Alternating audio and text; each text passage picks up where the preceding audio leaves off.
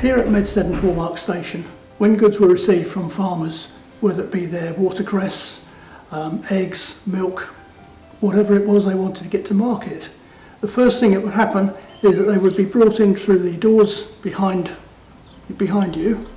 They'd be checked in by the goods clerk, and then they would go through towards the platform and be loaded onto the first train that was appropriate for that particular journey. The goods clerk, when he received the goods, the first thing he would do would be to identify from this ledger which location they needed to go to. And what we have on this ledger is a list of all stations right around the whole country, including where they're on Great Western Railway, London North Western, London North Eastern, and it's got the distance in miles and chains. That distance, combined with the type of produce that was being sent, determined the cost of those goods. The most popular goods, because we're in a rural community, were farming items. Some of this was watercress, which is how the line gets its name. We also carried milk, eggs, livestock, wheat, you name it, anything that could be grown and the farmers needed to get to market.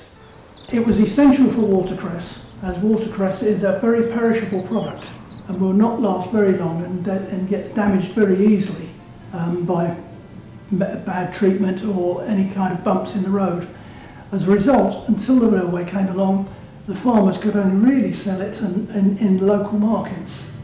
With the advent of the railways, the trade really opened up and daily deliveries were made to Covent Garden Market in London and up to the Midlands, which previously would not have been possible due to the distances involved and the time that would have taken.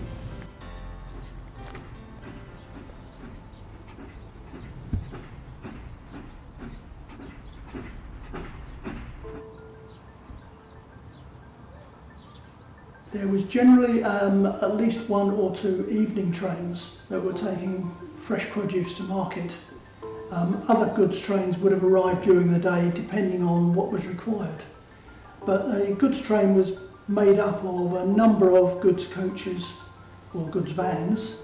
They went to different marshalling yards all around the country, were reassembled to get to the destination points.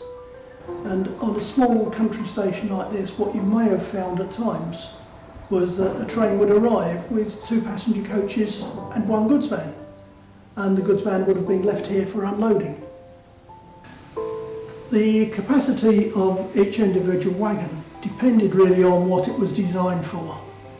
We have some plaques up here from wagons in the past. We have one here, for example, that could carry 40 tonnes, another can carry 12 tonnes, another one further along 42, and another 12 at the far end. The type of wagon determined its capacity. So if we're looking at a cattle van, that would probably be around about 40 tonnes. The small ventilated box vans would be about 12 tonnes, etc., depending on what the designation of the requirement of the van was, because some cargoes obviously are naturally heavier than others.